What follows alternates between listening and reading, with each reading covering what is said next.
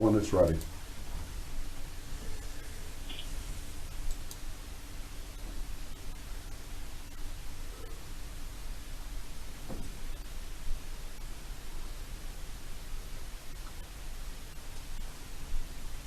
Commissioner, you're on. Okay, thank you.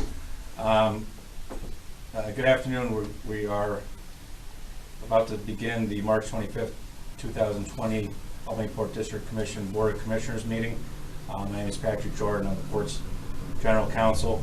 For purposes of this meeting and in conformance with the Governor's executive order, this meeting is being held via in-person and remote participation.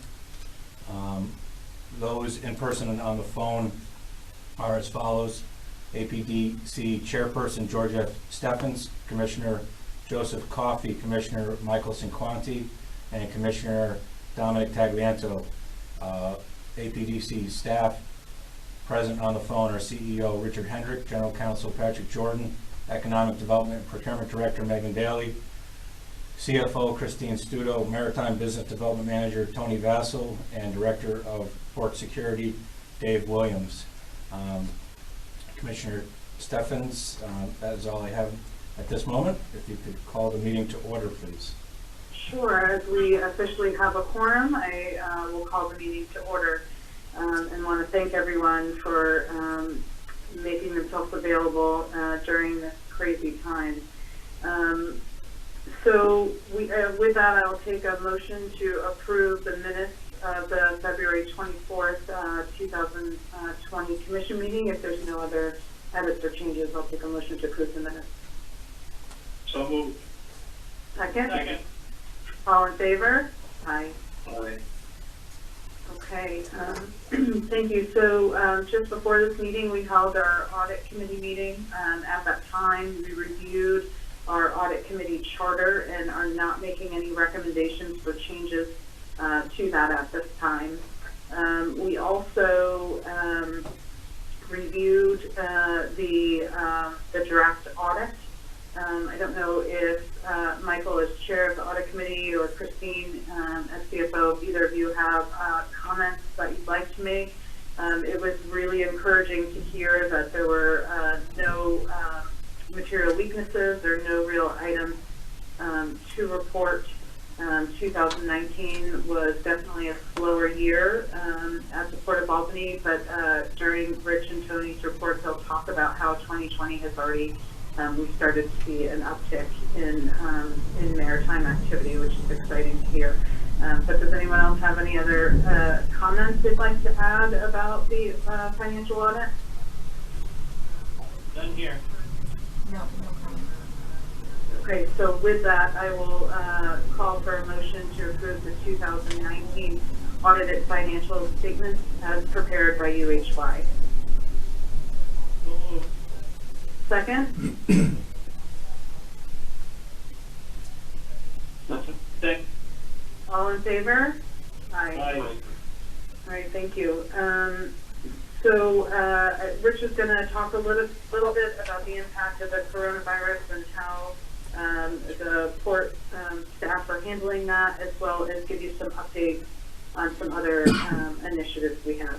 So I'll turn it over to Rich. Yeah, Georgette, can I interrupt for a minute? I just wanted to, Sure. it wasn't about the audit, but I wanted to discuss the Paris reporting. I know I Sure. sent out that the reports are available for review if anybody wanted them. I'd also sent out, just before the meeting, a listing of the reports that are due, and a couple of them, what's included in that report. Because I know like Michael hasn't gone through this before. So if anybody would like me to share any of these reports, I can definitely do that, or if you have any questions. I would like to be able to submit this to Paris on Monday, the 30th, so I don't get caught in everybody else doing it on the 31st. So if I don't get any comments by Monday, I'm going to go ahead and certify the reports. That sounds great. So if anyone has any specific questions, they can just reach out to you directly, Christine. Yes, correct. And if feel free to, if it's something you think that other commissioners should know, feel free to copy us all on those inquiries. But so the parish reporting is basically taking the audited financial statements and then putting them right into the state form, the state required forms there. Yep, correct. And there's, some additional reports, like procurement report, where we have to report any vendor that we spent more than $5,000. Right now, it's about 80 vendors are included in that report. Then there's other data elements that we have to report on.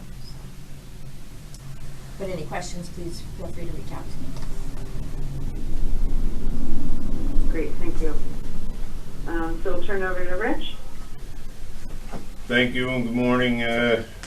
First of all, and not without long-term commitment to the port, but welcome back to Dominic Tagliano, who's had a rough road since early December. We're glad that he is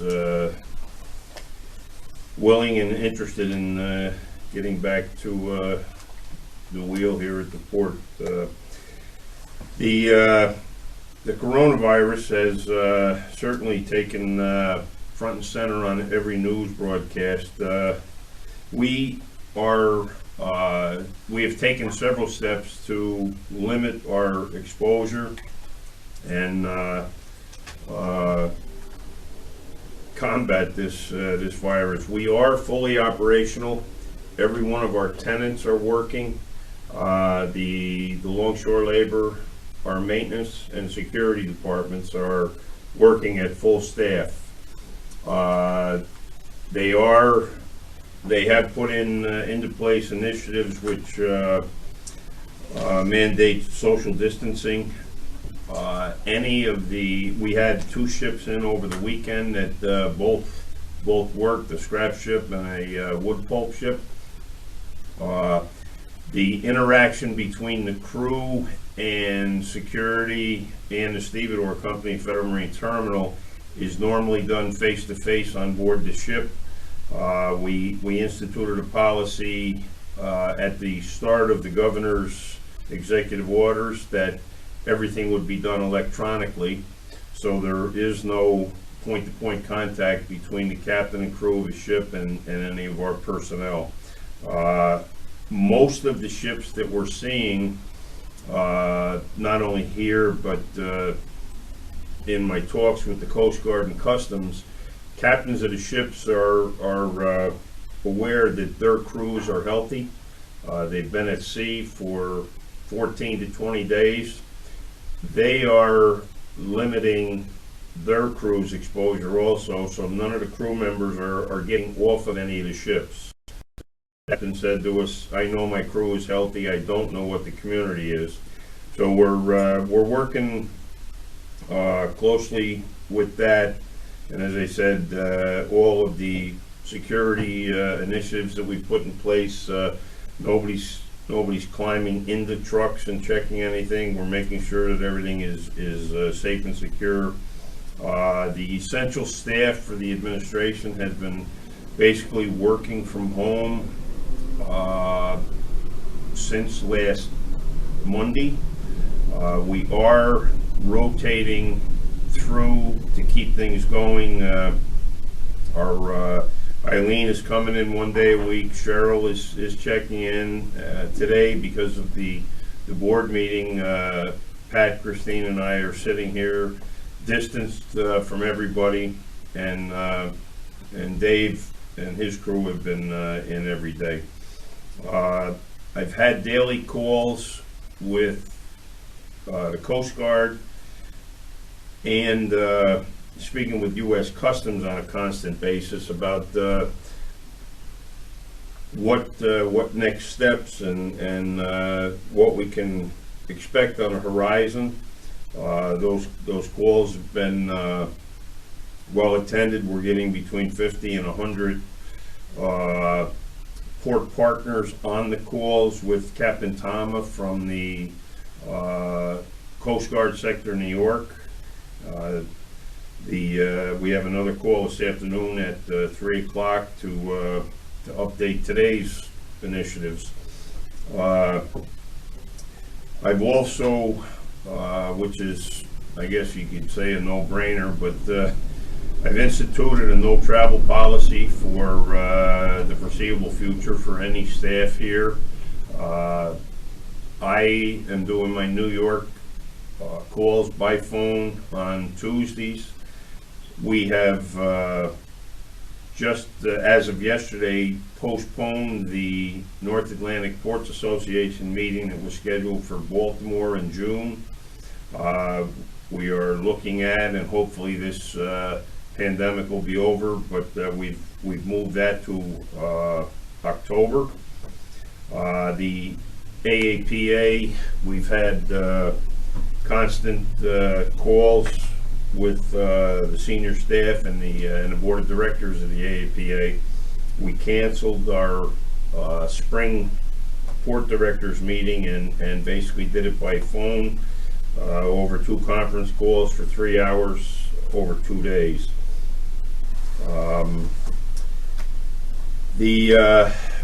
Recently and before the pandemic really took off around here, we had the administrative assistant position open for a period of about 7 weeks.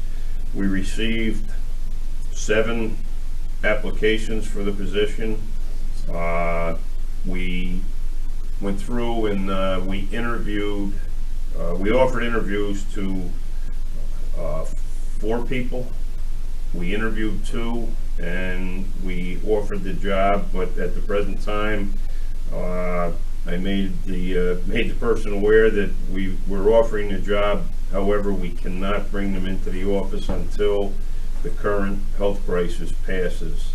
Ann DeLillo, I think some of you may know her, highly qualified and interviewed very well, has accepted the part-time position of administrative assistant. Last month at the meeting, I reported that we were moving along at a very good pace with the excavation of the foundation down at 801 Smith Boulevard, the former Greco construction site. Last week, as our luck would have it, the gentleman from KEK Excavation, a very talented operator, felt vibration through his hands as he was operating and uncovered an underground fuel tank that no one, including DEC, knew existed. We immediately called Josh from the regional spill response. He came down, met with us on site, and we took the time to uncover a number 6 fuel oil tank that was in the ground at the backside of what used to be the building. Over the last 4 days, working with Josh from DEC, John Kosa, we contacted Clean Harbors. We determined once we opened up the tank that it was a 12,000 gallon underground storage tank for number 6 fuel oil. It contained a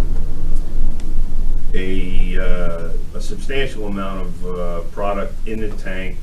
It was about 15 inches deep, but only several hundred gallons of it was actual number 6 fuel oil. We took the steps and had everything tested, and then just Monday and Tuesday we're able to pump out the fuel oil and the water that was in the tank. Approximately 3,000 gallons of water was removed.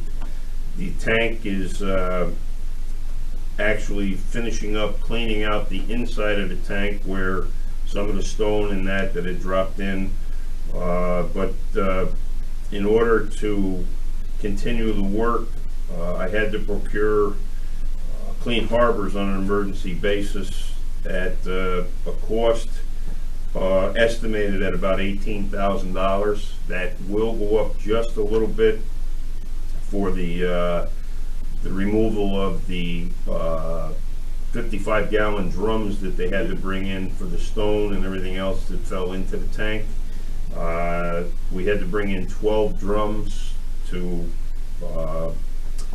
clean the rest of the tank out. After we get the clean bill of health from Clean Harbors on the tank itself, we then will need to remove the tank. We have KEK on site, and they can dig around it, and with the equipment that they have here, I feel that we can just lift that tank out of the ground. It'll have been cleaned by Clean Harbors, and we can get it to a scrap facility or wherever DEC deems that it has to go. That all should be completed before the end of this week. We have, as it was an emergency basis, there wasn't any previous or advanced discussion with the board members. We acted in an environmental manner to get this thing sealed, cleaned, and removed. And again, DEC had no record whatsoever, similar to what we found when we were doing the work up at the Big Lift warehouse, where we found a couple underground tanks. DEC opened a claim or a case on the finding, and then once Clean Harbors is finished today, they will close the case on the tank. It's a more of a procedural thing as far as the opening and closing of the permit on it. I believe that at the end of the whole project, our costs for removal of this could be as much as $28,000, but it should not exceed that.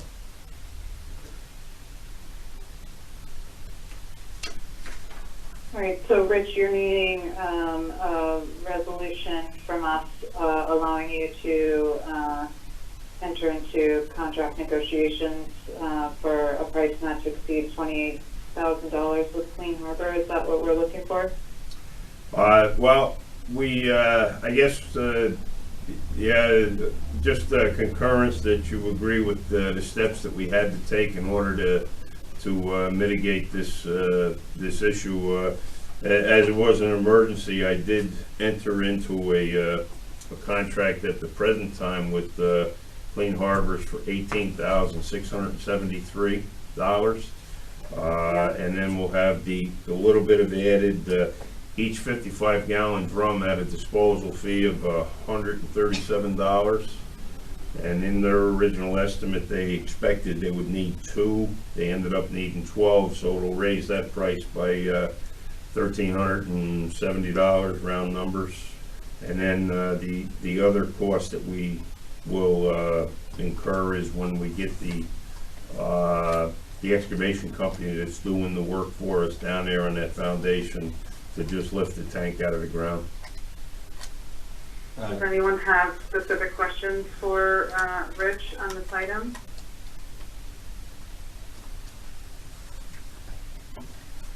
No, maybe just an observation. Should we have a kind of standing contract with Clean Harbors or someone like that? I do have a, it's an on-call contract with Clean Harbors. I worked with Pat Gillespie down there, and in our Coast Guard certificate of adequacy regulations, we listed them as the cleanup company on call if needed. The numbers that they were originally talking, if we wanted them on contract, were kind of steep, and we came to the agreement that because they're just down 144, you know, they could be here in a matter of 30 to 60 minutes, and that we just had the understanding that call us when you need us. I guess I was thinking maybe every year we just put out an RFP for some standby contracts so that at least it's on the record that we've gone through a procurement process. We've identified a firm, they provided with us a standard set of rates and response times. I mean, that's kind of like what I've seen other folks do, it's what we do. Okay, all right, well, That way you don't need a board action every time. You know, if you're on call, you got standard rates and you can, you know, when you get them on there, you can just validate and verify the rates. That's your call either way. all right, no, we'll do that, and then it sort of guarantees too that we're getting the best cost for our needs. Well, yeah, because I think you're kind of locking them in, and that way they're not going to just jerk you around a little bit because you're calling them at the spur of the moment. And that way we're trying to encourage other people to engage and participate with us. But either way, you got to do it. It's a regulations.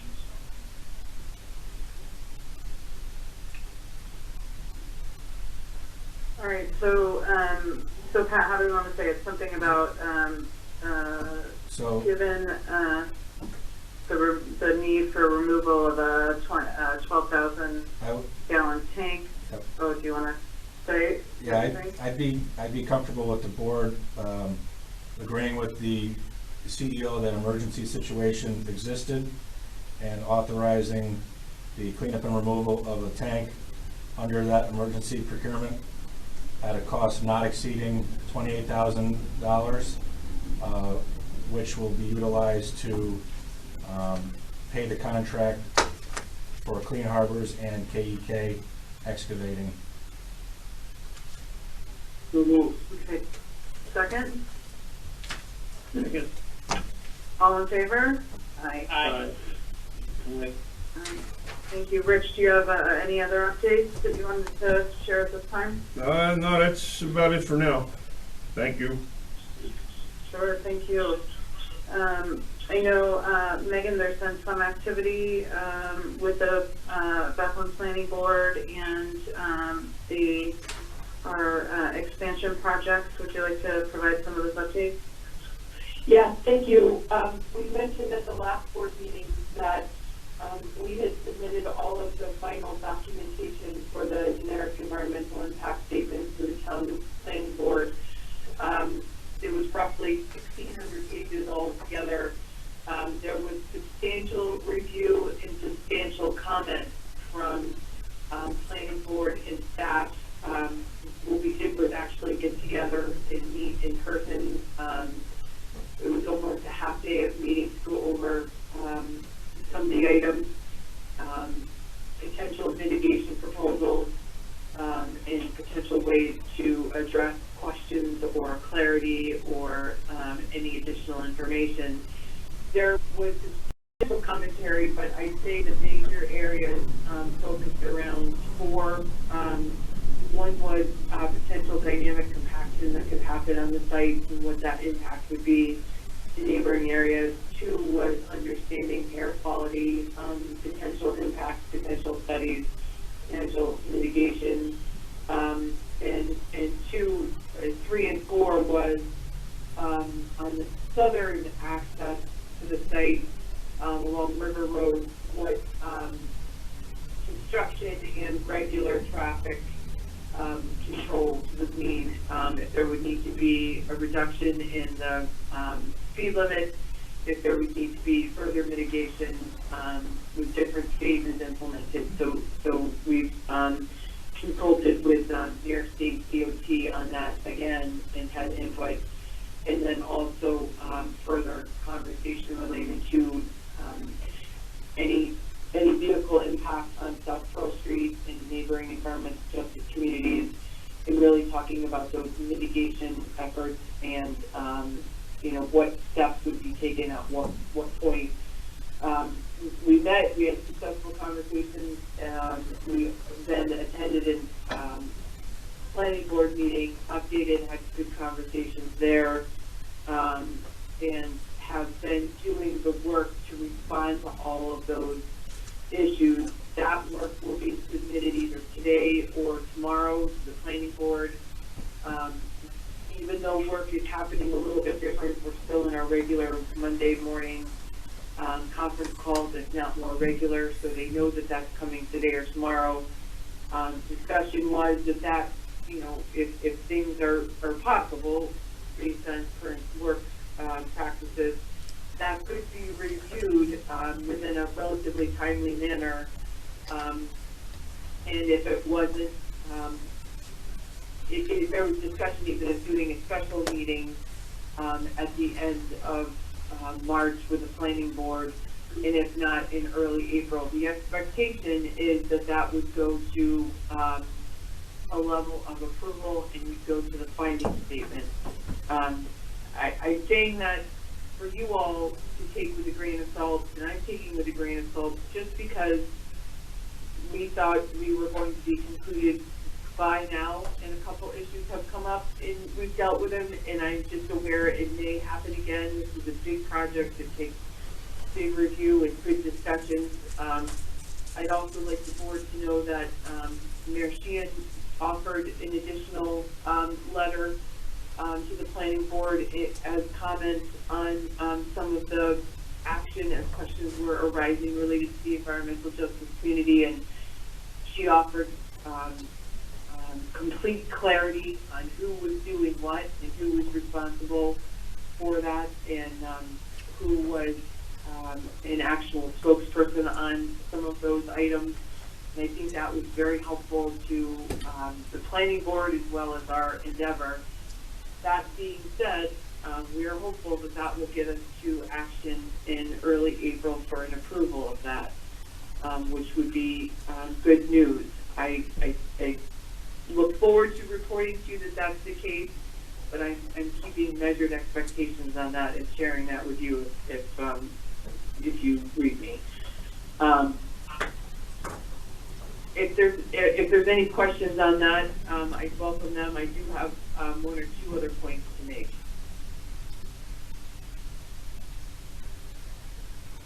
Any questions for Megan? Okay. The other thing, thank you. The other thing I wanted to mention was we have had regular communication and positive communication with both state and federal funding sources that we had been communicating with and having expectation on potential funding sources for this project. Those conversations are still going well and are still proceeding. We've been led, to believe that there's no changes in those, that we still are working toward both federal and state funding sources with the expectation that it's possible to be funded. That was very good from my standpoint in seeing as where things are going. But so we'll have we participated in conference call and webinar on the federal level. We have a conference call at the state level scheduled within the next 2 weeks, which is good. We also, before we went to working remotely, we had a big flurry of activity of business development meetings in person, some regional representation, a couple that were from national and international locations coming to the site and coming to work and talk with us, that continue to show interest. We were expecting meetings this week and next week, which have all been changed to either teleconference or video conferences on the business development. So that is still proceeding. The other thing I wanted to inform was we issued a request for qualifications for project investment financing teams. As we talked at the last board meeting about, we issued an RFQ for that, as well as an RFQ for special / bond counsel services to understand qualifications on both, to help advise, direct, help the expansion project. We received 5 submissions on the financing and 6 submissions on the council. that we will begin to review and have feedback back to the board of next steps. We'd welcome if a member of the board wanted to participate in the process like we've done with other ones. We could certainly accommodate and work with that as well. But so far that it's good. I think it's a good education for us too in terms of the universe on response. I think that's it for me on the expansion. There's one other thing, rather, I'm sorry. On the expansion in the next level of engineering in construction level design work that the board had authorized, that is proceeding. The focus at the moment is on the bridge design, the roadway and infrastructure design at the site. That is proceeding. Some of the work that requires either in-person or on-site has been staged or phased to accommodate the regulations that are that we're requiring, but it is moving forward. We're not facing a delay because of that. That's it. Thank you. Megan, I mean, this may be obviously it may be too early to know, but wondering if you're hearing, right? So the governor this morning was talking about the cost of the coronavirus as well as the loss in sales tax and other revenues to the state. Have you been hearing anything about whether they think that there will be that might need to change his focus or how much money he's putting into the offshore wind, or is that still full steam ahead? That's exactly what I was wondering and thinking about, if we would even need to downshift in terms of speed or anything to that extent. And that's the message that we have gotten has been that we are still proceeding, that there's not any lack of interest or lack of funding or lack of support, particularly from the state perspective, that we're still proceeding in that manner. And I think that was a good sign of, us setting the conference call up with, state level, initiating that in the next 2 weeks is a good sign, and they're really reinforcing that message. And that was the same one we got from the federal level too, in terms of support, specifically for port infrastructure funding. A couple of us participated the other day, and it was still, proceed, still do your work. The funding still expected to be there. Thank you. Does anyone have other questions for Megan? No, maybe just an observation this morning. I think Annette, we were talking that the impact of this COVID thing on the state is probably about $9 billion. And I think the current Senate bill 18 New York was about 3.8. Sobering numbers. More to come, right? Yeah, I guess it all depends on how long or how quickly we're in it, I think. All right, well, so it's good news to hear, stay the course and keep on moving forward with our expansion project. So as we have talked about both at the audit committee and a little bit here, the 2019 was a slower year for us, but already we're seeing some increase over last year of ships in. And so I will turn it over to Tony to give us our tonnage and longshore labor report. Thank you, Chairperson Stephens. Hello, all. I hope your families and you are doing well under these difficult circumstances. First of all, as mentioned earlier, Bill Ring is unable to attend. He's handling a number of items since his regrets. And if you have any questions, just jump in. We have a lot to cover, so get into it. Comparing results January and February, 2019, January, February 2020. In February, February 2019, we handled 3 ships. In January, February 2020, we handled 3 ships and 2 barges.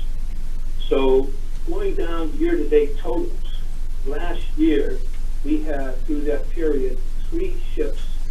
This year we have 9 ships and barges.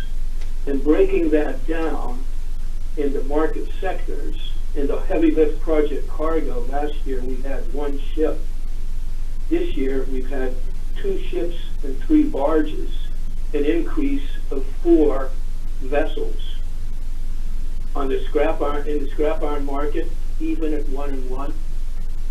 And with the pulp, last year we handled 1 import pulp vessel.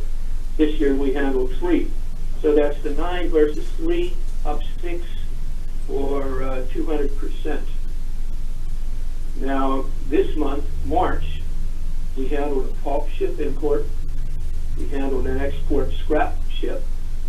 And we anticipate or are hearing about an export vessel that may take place before the end of the month, but probably next month for certain.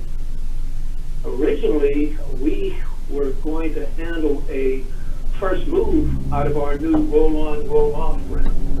However, a number of things have transpired. Number one, it was moved from a roll-on, roll-off situation to moving in a barge-mounted crane. So that was set. And then something transpired at the plant with the manufacturing process, so that has been canceled.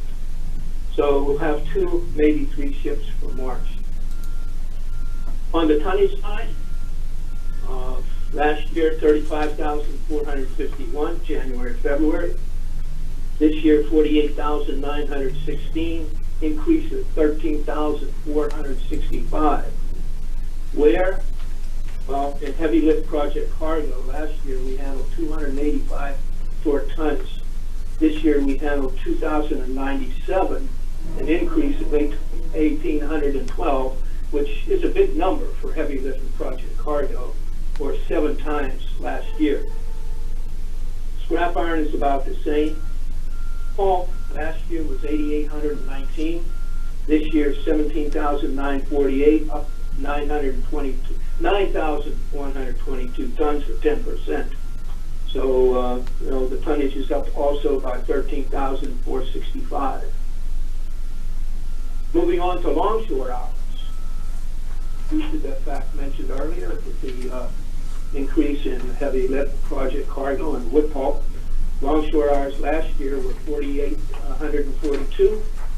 This year 6,027, up 1,185 or 25%.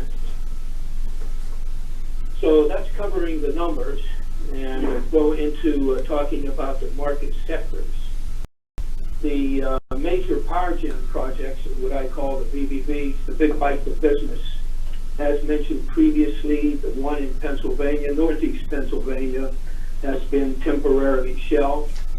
The one in Ohio, the phase 2, we handled phase 1 a number of years ago. It was scheduled to move in 2019, litigation, 2018 and 19, and then we anticipated it to move in the last part of this year. Well, it's been moved back due to various circumstances, such as what's going on, until sometime next year. No indication of when. Our efforts to obtain other than big bites of business continue. Last half, we developed a new account, a third-party logistic heavy lift project cargo company in Philadelphia. And he moved a vessel with a transformer and 30 truckloads on it, and there was some icing on the cake. The 6 subway cars came in on that vessel, and they are still sitting at the terminal on their way eventually to Springfield, Mass. Now, I met with him last month in Philadelphia, and he indicated that he had a movement coming up from Brazil going to Detroit. And he said he was looking at 2 options. One, a vessel ocean-going vessel from Brazil to Houston, which is the heavy lifting project cargo premier port in the Gulf. We'll put it on a barge there, move it over to New Orleans, move it up the Mississippi, up to Chicago, through the Great Lakes, and to Detroit. Another alternative was Brazil to Houston and New Orleans up the Mississippi, then the Ohio River, and either Cincinnati or Pittsburgh. What I suggested to him is, well, move a vessel to Albany, put it on a barge here, move it through the New York State Canal, and bring it to Detroit through the lakes. And we worked with Bill and also New York State Marine Highway.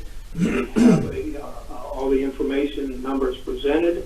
My contact here said everything looked good, and it's being looked at. The movement, if we are able to get it, it takes place. It would take place towards the end of this year or beginning of next year.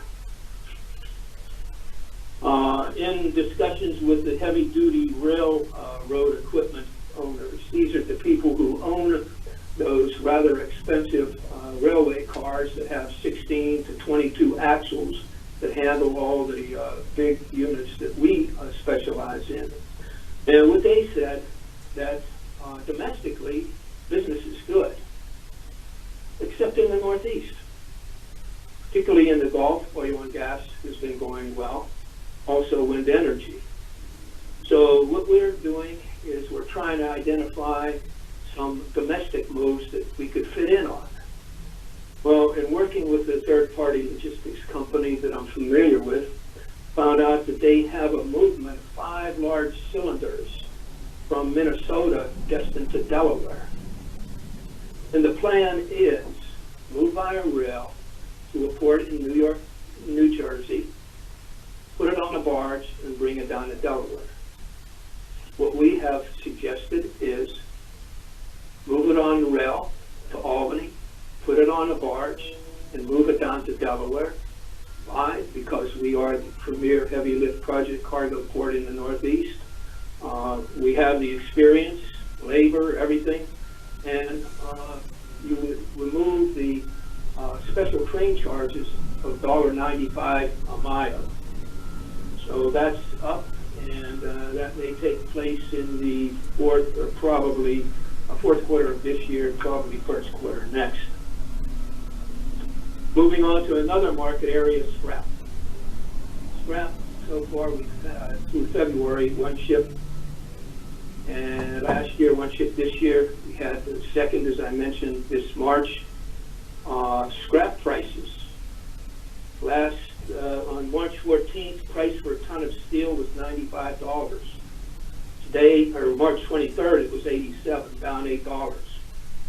Shredded steel, $90, down to $80, reduction of $10 or 12%. Commodities, prices are moving down. Moving on to another commodity area, major commodity area, forest products. As mentioned earlier, 1 ship last year, 3 this year, tonnage is up around 9,000 tons. One of the main things we do with this particular account, the biggest one out of it all, is we want to retain the business, and we work closely with FMT and the delivering railroad and the railroads to ensure that we do retain that business. And what we're trying to do off of that is obtain new business by trying to work with various paper brokers here in New York and New Jersey to put product on those vessels, which will make the ocean carriers happier and us happier too. So we're working on 2 projects of craft liner board that hopefully would fit in there. In that particular commodity area, there is a trial shipment. Bill Rings mentioned this on a few occasions, that working on a trial movement of timber and lumber for a big box store eventually, and we look like we're going to handle our first trial shipment of 500 to 750 short tons next month. So that's a positive sign. And going towards the COVID-19, there is a light at the end of the tunnel from a supply chain standpoint. What's going on over there is the truckers are going back to work. The plants are going back to work. Some information indicates that plants are around 80% moving in that direction. Empty containers have been moving on container vessels from the East Coast and the West Coast of the U.S. going to China so that they can be filled and moved back. Now, they are beginning to be loaded. Just as information, the transit time from some of the major ports like Hong Kong and Ningbo to Los Angeles and Long Beach, it takes 12 days for a container ship. For a container ship from those two ports, Ningbo and Hong Kong, to Port of New York and New Jersey, which, by the way, is the first port of call through the Panama Canal, is 22 to 25 days. So looks like the supply chain is on its way of being refurnished. And the last item, the Railway Industrial Clearance Association, RICA. RICA is made up of about 450 members, primarily North America, the U.S., Canada, Mexico, some in Asia, Europe, and South America. And we hold an annual conference. And in 2001, when I had just finished being president of the organization and chairman, we were able to secure the annual conference in Albany. And at that time, or after that, we, by the Albany Chamber of Commerce, we were awarded the Ambassador's Award. We finished number 2 by a few hotel nights to another organization for the most hotel nights in a year for an event. So what we've been working on is attempting to put together either 2022 or 2023 RICA conference in Albany. What does that mean? If we have 250 attendees at the conference, then you look at when the conference starts. It starts on Sunday. Wednesday night, a banquet takes place and ends basically on Thursday. So you're talking possibly 4 nights per person, anywhere between 900 and 1,100 hotel nights during that period of time, plus the ancillaries along with that. So hopefully we will persevere.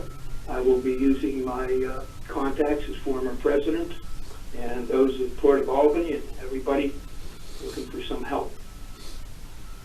That's it for me. Any questions for Tony?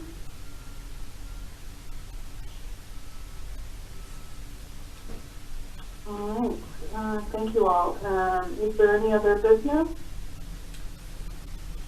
No, thank you. And there's no need for executive session, right? I don't believe we need one. So our next meeting is scheduled for April 22nd. We have a finance committee meeting at 11:30, and then the board meeting will begin at 12:30. Does that still work for other commissioners? Yes. So maybe we'll be doing it in person, maybe we'll be doing it on the phone, we'll have to see. But if there's no other business, I'll take a motion to adjourn. So moved. Second? All in favor? Aye. Aye. All right, thank you all so much. Be well, be safe, and we'll talk soon. Thank you. Thank you. Bye. Thanks a lot. Take care. Joe, you still there? Mike Sinquani? Has left the conference. Joe Coffey. Has left the conference. Has left the conference. George Stephens. Has left the conference. Yeah, the volume worked fine. Good, I good. checked it on the phone. All right.